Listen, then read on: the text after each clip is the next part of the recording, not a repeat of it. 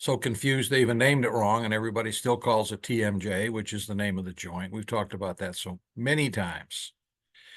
The confusion about this problem, TMD, is amazing to me once I began doing the investigation myself and put away all the biases that I had or that I could find in my own space and in other space, the biases about this problem, TMD, and investigated it all the way back to the beginning of where it was first, quote, discovered. Of course, it's always been there.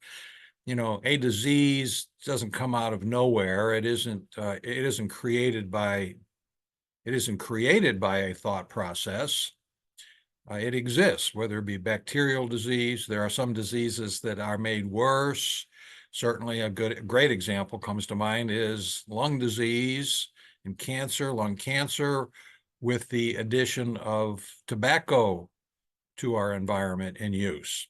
Great example. But lung disease has always been there of one variety or another. There are certain environmental things that make it worse, make diseases worse. But TMD, temporomandibular joint disorder, single disorder, not multiple disorders,